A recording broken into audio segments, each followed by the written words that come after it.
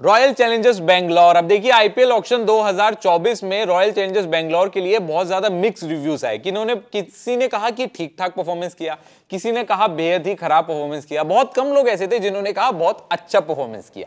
अब बेंगलोर हमेशा ही IPL auction में खराब परफॉर्मेंस के लिए जाना जाता है। आप मानो या ना मानो, आज तक एक भी ऑक्शन नहीं जीता रॉयल चैलेंजर्स बेंगलोर, उसके जिसके बावजूद इनकी टीम में इतने बड़े बड़े प्लेयर हैं, उसके बाद भी एक भी आईपीएल ना जीतना एक बेहद बड़ी गलती मानी जाती है बेंगलोर की। और वो सिर्फ एक रीजन है क्योंकि ऑक्शन में पता नहीं क्या करते हैं, अपनी टीम में बड़े बड़े नाम भर लेते हैं पर प्लेइंग 11 का कॉम्बिनेशन नहीं बिठा पाते। इस बार भी ऐसा कुछ हुआ नहीं, पर एक दो खिलाड़ी ऐसे थे जो इन्होंने इतने पैसों में खरीदे किसी को समझ आया नहीं। पर फिलहाल अगर मैं पूरी रिटेन प्लेयर और बोर्ड प्लेयर की मैं बात करूं रॉयल चैलेंजर्स बेंगलोर की, तो Akashdeep, Anuj Rawat, Dinesh Karthik, Faf du Plessis, Glenn Maxwell, Himanshu Sharma, Karan Sharma, Lomror, Manoj भगंडे, उसके बाद आते हैं मयंक दागर भी है इनकी टीम में, सिराज है, ट्रेड हुए हैं, हाँ, मोहम्मद सिराज है, रजन कुमार है, रजत पाटीदार है, टॉपली है, Virat Kohli, will Jackson, Cameron green, बड़े नाम इनकी टीम में है बेंगलोर की टीम में। और कुछ बड़े नाम इन्होंने अपनी टीम में अब खरीदे भी हैं, बॉट भी किए हैं, जिनमें से सबसे बड़े आते हैं, अब पता नहीं ये सबसे बड़े आप मानोगे या ना मानोगे, पर पैसों में तो सबसे बड़े यही हैं। अल्जारी जोसेफ की मैं बात कर रहा हूँ, कितने रुपए में खरीदा अल्जारी जोसेफ में उन्हें? 11 करोड़ के आसपास 11 करोड़ खर्च करें।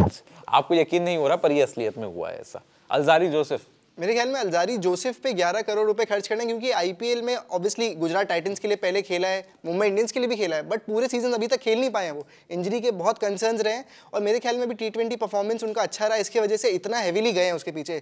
11 crore West Indian fast bowler जो टी20 ही खेलते हैं उसके लिए ठीक है, बट मेरे ख्याल में 11 करोड़ फिर भी डिपेंड करता है पर्स कितना था। पर्स आरसीबी में बहुत ज्यादा नहीं था, हाईएस्ट पर्स के साथ नहीं आ रही थी। और हमेशा जो प्रॉब्लम रही है, जैसा कि आप बता रहे थे कि ऑक्शन में अच्छा परफॉर्मेंस नहीं रहा है, उसका सबसे बड़ा रीजन जो मेरे हिसाब से रहा है वो है कि बॉलिंग में कभी भी इतना इन्वेस्ट नहीं किया क्या नहीं है, बैटिंग हैवी टीम रही है और हमेशा डिफेंड करने में बहुत दिक्कत रही है। और ऑब्वियसली अगर आपकी बॉलिंग कमजोर है तो आप टूर्नामेंट नहीं जीत सकते। तो उस हिसाब से शायद इस टाइम पे आइडिया था कि आप बॉलिंग में आप इन्वेस्ट करना चाहते हैं, और हम लोग सब एक्सपेक्ट कर रहे थे कि मिचेल स्टार्क के पीछे आरसीबी जाएगी।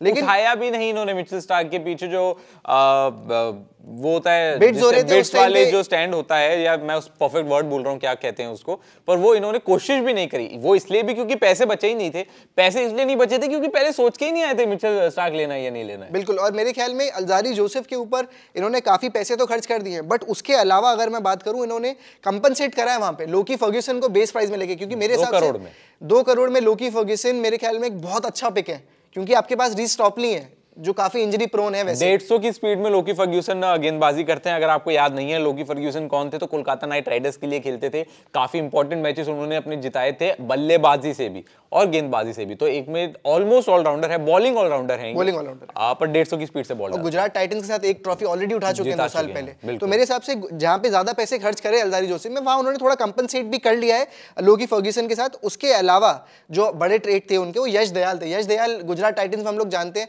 परफॉर्मेंस अच्छी रही थी, सिवाय एक मैच के जो रिंकू सिंह के अगेंस्ट था, उसके अलावा कंसिस्टेंटली प्लेइंग 11 में जगह बना पा रहे थे। तो एक इंडियन बॉलर के हिसाब से यश दयाल अच्छा पिक था। उसके अलावा टॉम करन, ये इंग्लैंड के बॉलिंग ऑलराउंडर है, सैम करन के बड़े भाई है और कोलकाता नाइट राइडर्स के लिए ऑलरेडी खेल चुके हैं। तो मेरे ख्याल में ऑब्वियसली अब आपके पास डेविड विली नहीं है, तो डेविड विली के जैसे अगर एक ऑलराउंडर चाहिए आपको, तो टॉम करन एक यंगस्टर है और मेरे ख्याल में उस हिसाब से एक अच्छा बाय है, क्योंकि प्राइस ज्यादा नहीं किया था इनके ऊपर खर्च।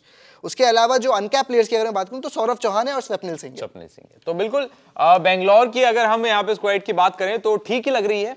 कोई ज्यादा इतना समझ नहीं आ रहा क्या है, क्योंकि इनके पास रिटेन प्लेयर्स इन्होंने बहुत किए थे, बहुत रिटेन प्लेयर्स थे इनके पास, तो ज्यादा कुछ नए अपनी टीम में लिए नहीं है। अल्जारी जोसेफ और लोकी फर्ग्यूसन, ये तो बड़े नाम है जो इन्होंने टीम में ली है। मेरे को लग रहा है लोकी फर्ग्यूसन से ज्यादा उम्मीद है, 2 करोड़ के प्लेयर से ज्यादा उम्मीद है as compare to Alzarri Joseph, जिस पे इन्होंने बहुत सारा पैसा खर्च किया।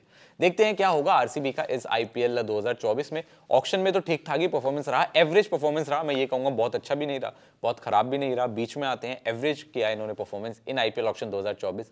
नाउ हम वेट करते हैं कि क्या होने वाला है इन आईपीएल 2024, कैसे परफॉर्म करके दिखाएगी, क्या इस बार पूरा हो पाएगा वो सपना ई साला कप नमदे का। सारी अपडेट्स आपको मिलती रहेंगी क्रिकेट कंट्री पर।